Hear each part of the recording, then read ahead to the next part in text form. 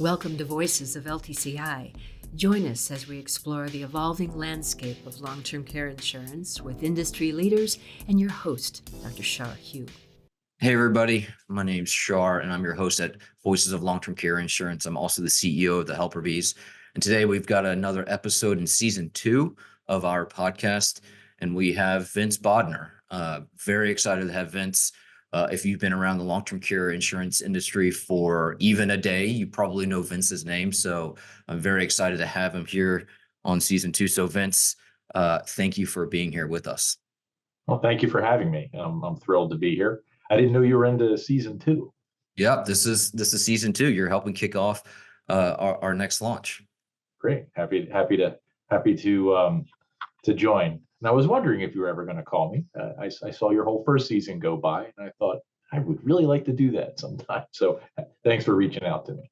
Yeah, well, we had to keep some ammunition in the tank here, I think. So we're bringing out the big guns today, everybody. Vince and I go way back too. I of course knew Vince. It wasn't just empty platitudes. Vince is a great connector and has done a lot for our industry. As you're going to hear in this episode, we're going to go way back in time, and then we're going to go quickly forward with where we're heading with Vince, because he's got such a unique perspective of having been in this industry as a leader and as a thought leader for so long. Vince has done great work for us in the sense of just being altruistic and being kind and connecting us to other providers, other carriers, and other really thoughtful individuals in the industry. And if you take away anything else from this episode, I think it's that. I think it's just Vince's desire to advance the industry through connecting individuals. In fact, we met a CEO of a company that we ended up acquiring. It was through an introduction through Vince. I won't go through the whole long story, but at first, both of us, the CEOs, were like, why are we taking the introduction? And we both said at a later date, the only reason we took it was because Vince gave the introduction. So we begrudgingly took it. I almost canceled the meeting 5 minutes before the meeting, but I'm really thankful that I took the meeting, saw what Vince saw, and we ended up closing the acquisition, and that was Health Align, and it led us to our Medicare Advantage work. So Vince, I don't know if I've told you that full story, so thank you again for that introduction. I had never heard that you almost canceled it 5 minutes before. I'm happy that you decided to go forward and trusted. I knew you would click and you would see the synergy. Glad you did. You've been around the industry a lot. In our pre-notes, we were talking quite a bit around the fact that a lot of our listeners are either new to long-term care insurance, or even those who've been in it for a few years don't always know the context by which quite a few of us have jobs now to help solve some of the problems. You've been in the industry 30, 40 years. I'm just going to say it. You helped create the problem. So tell us what happened. Tell us how did we get into this position? Yeah, what were we thinking back then? And honestly, and I've said this before, if I could get into a time machine and go back to the 1990 version of Vince and tell him what was going to happen, I probably would have not believed future Vince at all, and we would have continued doing what we were doing. But essentially, I mean, the product as we know it today was born in the late 1980s and early 1990s. And I mean, it started off as like skilled nursing home only products. You needed a 3-day prior hospital stay. And it was really kind of thought of as a supplemental product that was being sold kind of tangential to Medicare supplement sales way back then. And so when we were asked to price the product as actuaries back, and it's now almost 35 years ago, we really, I mean, finding out the claim costs, trying to understand what they might be. I mean, I think we used the best sources of information we had, but we really had no idea what lapse rates would be. And so we were really looking at some of the other products that were being sold alongside of that, like Medicare supplement and other supplemental products. And we thought, well, surely it will look something like that. And so our lapse assumptions look like that. The mortality assumptions sort of reflected that as well. And then, of course, back then, everybody was pricing products at interest rates that were close to around 7 or 8%. And that was a conservative interest rate back then. And so we went with those assumptions and watched them as closely as we could. We started to see the earliest things we started to see were that people were keeping these policies longer than we thought. And so I think that was one of the first things to change. And then, of course, the interest rates came later. The interest rate drops came later. We reflected that. And then I think, so we started to see some changes in pricing, and of course, rate increases came soon after that. I think what was really an eye opener for all of us was, once we realized that people were staying on claim longer than our models had thought. And it wasn't so much that we got, say, the nursing home length of stay wrong. It wasn't so much that we got the incidence rates wrong either. It was people were receiving care in assisted living facilities more than we thought they would. And that when they went into an assisted living facility, they just lived twice as long as people in a nursing home. And so it took a little while to pick up on that and then really reflect that in our pricing. At first we thought, okay, assisted living facilities are cheaper than nursing homes. So this has got to be a cost savings net to add these benefits. But then, of course, we realized what really happened, was people going into ALFs tended to be healthier. So it was more of a, nursing homes are more of a stigma to enter than an assisted living facility. And so you were getting people a little earlier in their lives and they were just living longer. And I can remember one of the scariest things I ever saw as an actuary, about 10 years after the products were launched, was a mortality study for people living in assisted living facilities and how low mortality was. That was a real eye opener. And I think as soon as other firms and other actuaries started to recognize that, then you really started to see a change in future projections from that point forward. But when the products first came out, assisted living facilities weren't really as prevalent as they are today. They weren't really a popular item. I think the number of assisted living facilities doubled between the year 1990 and the year 2000. I don't think any of us really foresaw that happening, that the way care was going to be delivered changed. So when you factored in all of that, it completely changed what we needed to price for new products. But it's certainly because of the pre-funded nature of long-term care insurance. Now you're 10 years in, and you should have been collecting a higher premium for these 10 years. Now you've got to make up for lost time, and so reflect that in your premium rate increases or reserve increases, because regulators won't always let you recapture your lifetime loss ratio. And I don't want to bore the audience with all the actuarial nuances around that. It's been a slow climb for the legacy industry to get out of that over time.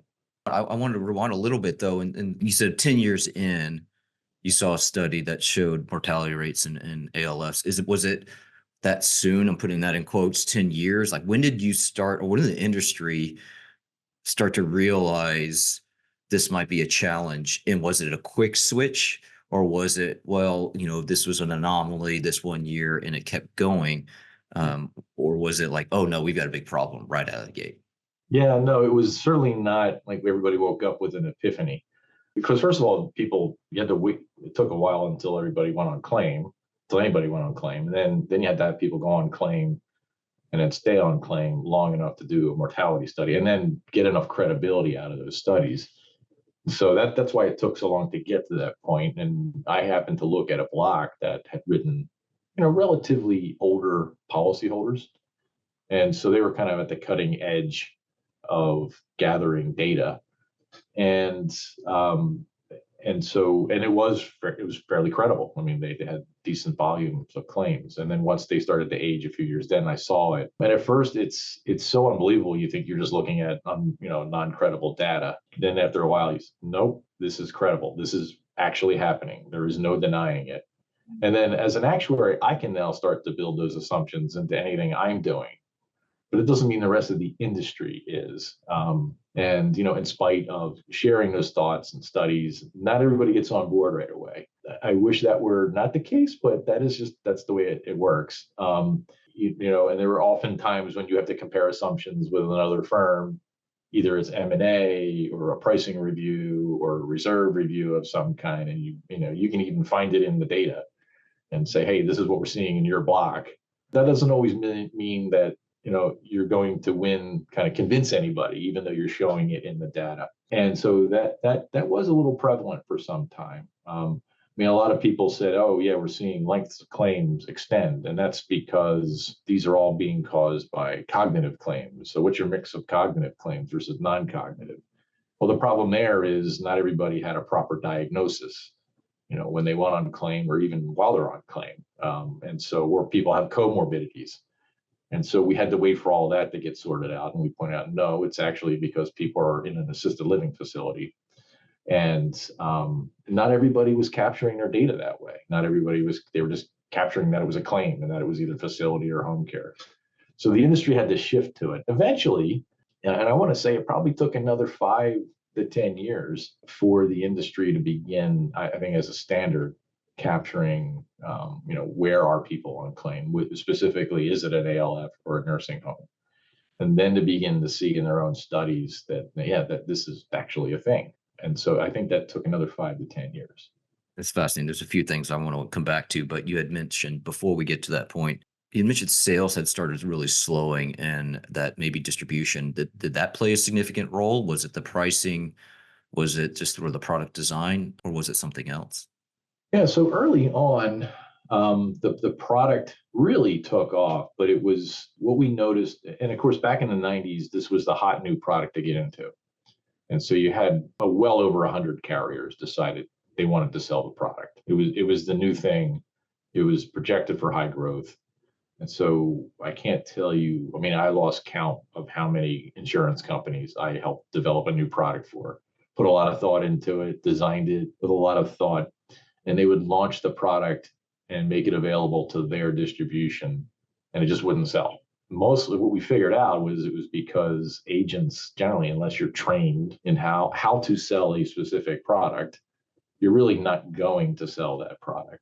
We noticed that companies that did specifically train their distribution system to sell long-term care did quite well.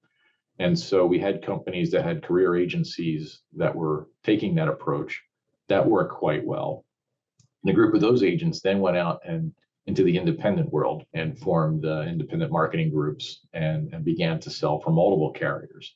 Then companies that kind of latched into that brokerage system really saw also great success. And so it became quite competitive. Now companies are pricing to be competitive with other companies within the same agents that are so they're selling 4 or 5 products. So now you've got I wouldn't say anybody intentionally underpriced, but the price competition was there for sure, and the commission competition was there. But once you latched into that, and this is before the rate increases started to kick in, then the sales really took off, and we saw it really climb dramatically into the early 2000s. And that was about that 10 to 15 year mark where we started to recognize kind of the trifecta of stuff. Interest rates falling, people are keeping their policies longer, they're living longer, and now people are beginning to recognize the length of stay increasing. And then on top of that, so the rate increases started to come in, and then the regulators reacted with what they called a premium rate stabilization, which required additional margins. So the premium rate increases started to really, on new business, started to kick in. And then you had this rate stability kick in, which drove premiums up. And it really took sort of the old product designs almost out of reach of the average consumer. So with the lifetime, unlimited benefits, inflation protection, that used to be a very affordable product. Now it's not. And now people have to buy less benefits. And so we saw that was not as appealing to many consumers, particularly when you still buy lifetime. But we did see a lot of carriers exit, and the premiums kind of coming out of reach of mid-America, and so we saw sales start to decline as a result of that. And then also just agents and consumers hearing about the premium rate increases. I think that was just less of an incentive to buy. Well, luckily we did see kind of the hybrid products pop up not too soon after that. They had always been there. I mean, you could buy an acceleration of death benefit rider for long-term care.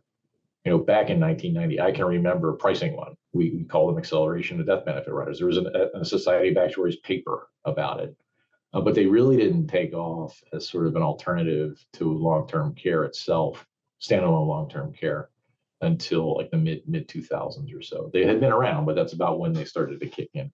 That sort of shifted over to, I think, the more dominant way people buy it. And life insurance agents could sell it. I think specialty agents could sell it. And we saw some success with some carriers really positioning that as the long-term care solution. Hey, it's a hybrid product, but think of it, I mean, this is your long-term care solution.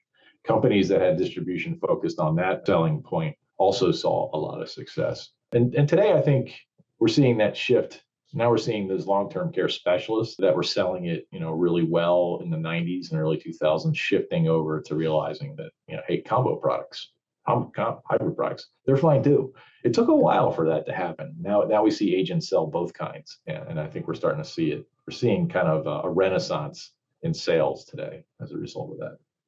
Thank you for providing a lot of that background and how you help create a lot of jobs through solving some of these problems. And we'll get to that here in a little bit. But before we jump into sort of the last few years and what the industry has seen and some of the areas that you're excited about, you've hopped around a little bit. You've been at carriers, you've been at consulting actuary firms, you've been at consulting firms and a few other places over the last several years. You and I have luckily been able to chat a little bit around some of your thought process around that on maybe the last few moves. But anything that you'd be willing to share, because I know how thoughtful you have been on each of those transitions, at least recently, but anything you'd be willing to share with the audience on what was your guiding principles for some of these transitions? Yeah, I think that first part of my career where it was all about learning about the actuarial, I guess the assumptions and the experience that we were developing, really understanding how the experience, what was the data telling us about the experience and beginning so that we could properly incorporate that into new pricing and reserves and projections. That was really a key focus of my career through about 2015. So up until about 10 years ago. Again, just trying to help the industry get this right. That was my motivating factor. And so I was very focused on building, just a top-notch actuarial team, which I've actually, been part of doing that since, the mid 1990s. And I surrounded myself with the best people out there. And I always wanted to make sure that I was creating the right environment for that team. And so you'll see that the practice that I started kind of moved around a bit itself as I was looking for the best place for that practice to exist and thrive. And also for me to be able to do what I wanted to do. And so the practice moved a few times for that reason. But then as I started to see, I became more and more passionate about new product solutions. So the guiding principle through all that was, hey, I want the team to be in the best place it could be, to thrive, to be able to share ideas, to not be afraid to talk about what they see. I think I was able to accomplish that. But then as my passion shifted around new product innovation towards, I would say, the last 5 years of that, I saw that there's still a huge need, an unmet need for a financial solution for people that want to protect against, the devastation of incurring long-term care, the financial devastation of that. And I saw that the existing products weren't quite cutting it. And they were becoming out of reach of the mid-market. I then shifted over to forming think tanks with the Society of Actuaries to innovate around new products. I started to study what other countries were doing to solve the problem. What are some of the other tangential industries doing, such as pensions? What are they doing to still provide meaningful benefits to their customers? And I said, we got to shift like that. And I started to kind of preach to my clients that were still interested in selling products. Hey, there are some fundamental ways that we can change this product. It's usually difficult for an outsider to convince a carrier to do that. You have to be on the inside. And I realized if I'm going to help the industry shift to that, then I got to go inside a company. And I thought long and hard, and then I did move to inside a carrier for that specific reason. It was a rebirth of a company. They wanted to develop new products. They wanted to be innovative. They were gonna pull us outside of the existing company, and it was really a true startup, off to the side venture. So we went over there. The CEO surrounded himself with other with the teams that were also very creative and innovative, and it all hinged on getting capital through an acquisition that eventually did not happen. So that acquisition fell through. We never got the capital to launch the new venture. And so the whole team we all sort of went our own ways. I went back into consulting, rebuilt another team which is still out there, also thriving and happy doing that. During that, I formed a passion around wellness. I really wanted to deploy that. I saw really a great opportunity to build wellness features into products, both before claim and then on claim. And I really, from the data, from all the studies and tangent, just like I did with product innovation, I looked at what other industries are doing, like managed care. And I love the CCRC without walls model, the Friends Life Care model that Carol Barber had. I said, okay, that's the model where we can actually help people not only with the finances, but also coordinate their care. And of course, that's through that whole passion is where I met you and a lot of I think the current slate of wellness providers that are in the industry. I helped form this wellness consortium, which has taken on a few different names, but it's basically, it's in a completely antitrust compliant way. The top carriers talk about, how they need to solve that problem and provide these wellness services to their policyholders for lots of reasons. It's not just to save money, but I think it's the right thing to do for these policyholders. Anybody who is listening to this right now, who's gone through a long-term care episode with his or her loved ones will know that it's not just about finding the money. It's actually coordinating the care, keeping the family sane and together. And I think that's a service that I think we owe to our policyholders, honestly. And so I became very passionate about that. And then sure enough, an opportunity came up to be a key figure at a carrier to do that. And I pivoted over to a private equity opportunity where it seemed like it was really the perfect situation to build a platform. It was really, one of the things I was going to do there was help build a platform of new products with wellness and go out into the industry and I'll also maybe do that with block acquisitions. So that's a lot of it. Always what drives me is I want to be helpful to the industry with what I think, with what my passions are about either, improving the way it measures results. That was the first one, to product innovation, and now to wellness. Now, I even did a short tour in a vendor that is focused on keeping people at home while they're on claim. That's what motivates me today, is just finding the opportunities to help the industry. So I think that's true, and knowing you as I do, I think I can attest to that, finding opportunities again to advance the industry. How much of it also, though, is as you transition from role to role, sometimes shorter stints, sometimes longer stints, is it, these are my words, is it impatience? Is it impatience with progress, where now hearing your story going back 30, 40 years of saying, like, we don't have 10, 15 years to stare at this problem when we have some early indicators. How much of it is impatience with progress and saying, look, we might not get there where I'm at currently. Let me go try to find something else, and really not falling into the sunk cost fallacy. Yeah, I think that's honestly, you're calling it patience. I would call it, is it going to happen here anytime soon? I want to help drive the change. And if I, and this is nothing negative against any place else that I've been, often what will happen is, and I think this is just sort of the case in the insurance industry as a whole, it's really a difficult industry to actually implement innovation in. And I think that's just been an issue with the industry for as long as I've been in it. A lot of it is, hey, we built a machine to work a certain way, and all the people in it understand that. And the minute you introduce something that's different or new, it encounters resistance. And I'm always prepared for that. In fact, at one of my prior jobs, I realized that, and I formed an innovation team at one of my prior jobs. And one of the persons that was on the team, she was really upset. She was saying, hey, we're here to innovate, but I can't get anybody to innovate. Nobody else wants to help. And I said, you know what we really need is to learn how to innovate in cultures that don't want to innovate. And so what does that look like? And so we sort of developed a philosophy around that. That's really the situation the industry is.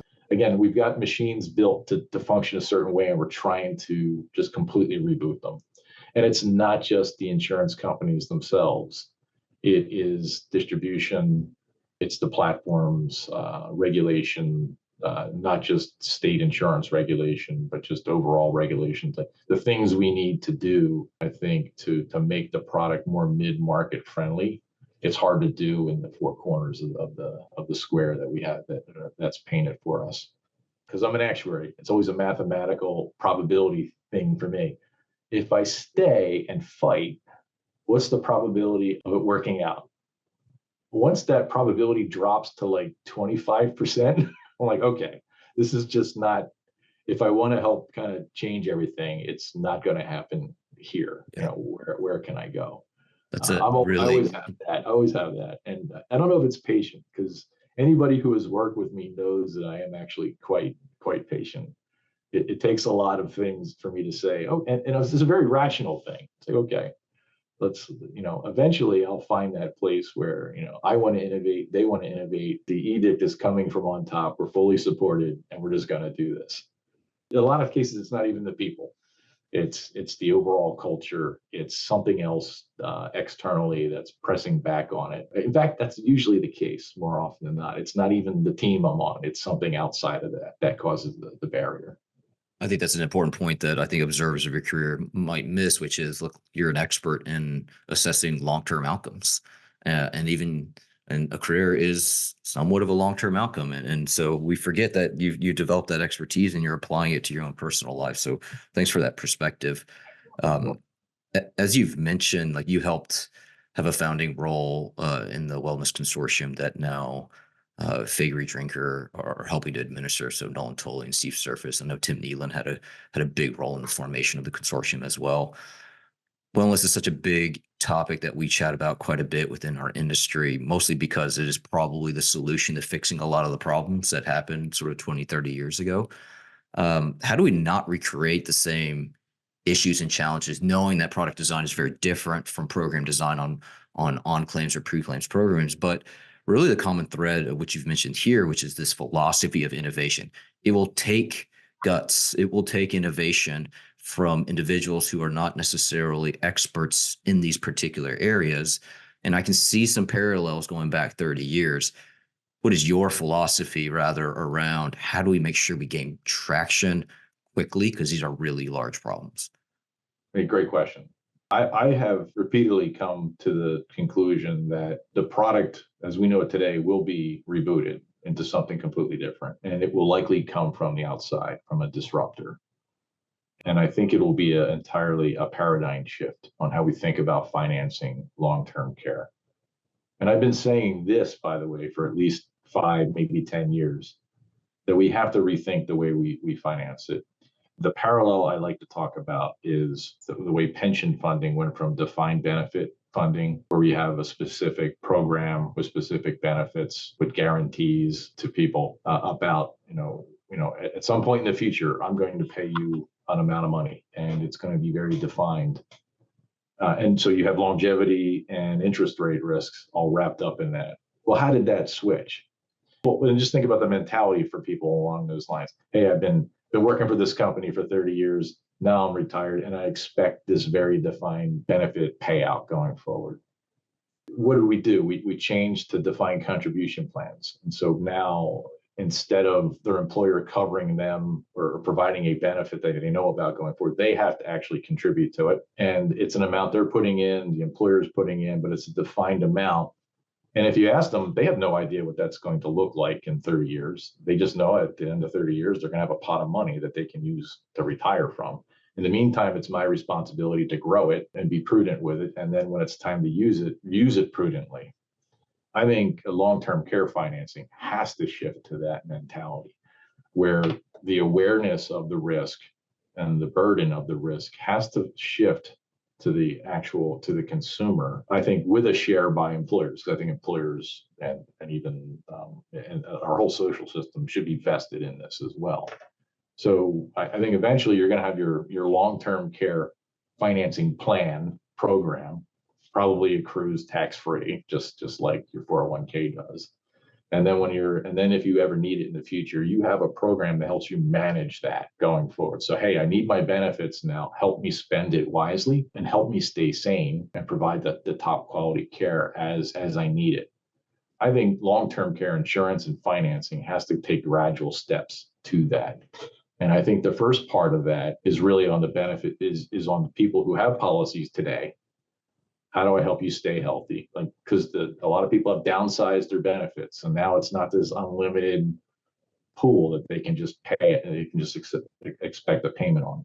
It's now I've got a fixed pool, a fixed amount that I have to figure out how to live comfortably with and receive care with. I need help with that. So I think we need to rally around our policyholders as they're getting closer to benefit triggering, and then once they go on benefit triggering, to help them manage their pot of money. So I think we do need to take that shift, and I think it's going to be, and this is what I was talking about earlier, I think we owe it to our policyholders to help them on that journey. And I think we got to get out of the kind of the pilot purgatory mentality and just start doing that. Just start doing it. Change your process and put processes in place where you are building a relationship with the policyholders early on, and then helping them along the way. And then once they do claim, again, continuing that help. We have to get out of this we're adjudicating claims mentality. But yes, we are. We want to make sure that we're making sure everybody's benefit eligible, and that the services are eligible and the charges are appropriate. But we also have to get involved. I think we do have to figure out a way to get involved. And that takes innovative people who kind of recognize that and are authorized and empowered to drive that kind of change in their block. And I think it takes a regulatory mindset to kind of get out of, if there is any thinking around this, okay, you're just here to try to save money. No, we're not. That's not what it's all about. We are actually here to help policyholders. And Char, I know you listen to calls with the people who use your services. I did at the place I was. These people really do need help. People going on claim or facing care, they need help. And for us to just not get involved with that, I think is not good. It's just not good. So we have to get into that mentality. I think we have to have sandboxes and permissions to do that. That's the first part of it you have to work on. And I think the second part of it is that kind of that pre-funding mentality around that. And I think that's all around changing tax code. And I think if you just make a few easy changes to the tax code, which makes sense for everybody involved, all stakeholders, that'll then open up the whole door on innovation. So it's being persistent, not giving up, and encouraging, change. But it's hard. It's hard in this industry. It really is. Oh yeah, it definitely is. And honestly, this exact conversation was the impetus for this podcast. Where I'm hearing so many great stories and linking them back. History repeats itself. We know that. And when you took us back 30, 40 years, and in the face of growing evidence, growing data, some like yourself were saying, oh, we might have made a mistake. I see parallels, but in a different way, where you said pilot purgatory, where there's early indicators of success with a lot of different programs, whether that's modernization of technology and policyholder and claimant interaction, modernizing how we process claims, and even into wellness programs. And what we need as an industry is grit. We need a little bit of patience to say, this is doing good for the world. We might not figure out how to have done it at scale yet, but the early indicators are really strong, and we need to go ahead and persevere through it. Yeah, absolutely. Persevere. And for the teams that are sort of charged with getting and just having been one and being in this, in this battle, empower the people to be innovative and creative and try things. One of the stories I remember, one of the ways things used to work in the early 90s, carriers are rolling out new products all the time. It was amazing. I mean, we're talking like launching 3-4 products a year. And it was just this mentality of let's just try things. And it was for the sake of trying it, to launch and learn. There was a lot of creativity around that. Creativity was encouraged back then. I don't really see so much of that anymore in the modern, insurance culture. And so I think we need to get back to that. I think in order for the innovation and the grit to occur, you have to give your teams, they have to be empowered to be innovative and not be afraid to try something and it not work. With all the proper governances around that. I mean, you don't want to try absolutely everything. You want to have the right legal and compliance insights on all of that as well. at the end of the day, I think on the pilot purgatory thing, I think one thing that would be really helpful for carriers to understand is let's just try this stuff. I can't tell you how many times, the conversation always turns to, well, what's the ROI on this? What's the ROI on that? And I think that's always interesting, but let's try it a different way. Is what we're doing helping people or not? Are we connecting with our policyholders? Are we engaging with them? Are we helping them? And then I think let's start with that because it's doing the right thing. I don't think you'll find that that's very expensive. And if there's fruit that comes from that, which there should be, then let's pick up on that second. But let's focus on doing the right thing first. And I think that'll probably help unclog sort of this. I think we're in a little bit of a pilot purgatory logjam right now across the industry. I can tell you from working with health carriers, that's the way they look at it. They sort of shifted, and these are the managed care organizations in the long-term care space. For them, it's not about return. It's about, are you engaging with my members? And do they like working with you? Are you building trust with them? That's what they're looking for first, knowing that there's something that's much more valuable after that. And it's not always about cost. I think we need to start. There's a lesson from the managed care industry that I think we could learn in this industry as well. Yeah, and I think it's somewhat ironic because we have one foot in the healthcare world, one in the long-term care world, but healthcare oftentimes thinks, in my mind, a little bit more long-term, even though we have it in our name. They're thinking about exactly like what you're saying is, are we laying a foundation for interaction and things in terms of successive years and years of planning as opposed to 6 to 9 months. And they're throwing real dollars and real innovation at a problem that they know will take years to solve. But if you don't take that first step or you abandon, which is actually worse early on, then you're never going to reap those benefits. So really good analysis. Vince, we're at time now. We covered probably 25% of the stuff that I think you and I both wanted to cover. So we might actually have to do another episode and invite you back on. But really appreciative of you coming on, sharing a little bit around your personal ethos and philosophy around innovation. What got you here as a human, but also bringing us back in time and sort of connecting it up with what we've done today. Thank you for all the work you've done for the industry, and thank you for being a guest today on our episode. Well, thanks for having me, and thank you for what you're doing for the industry too. It's very important, and so look forward to working together on lots of stuff going forward, I'm sure.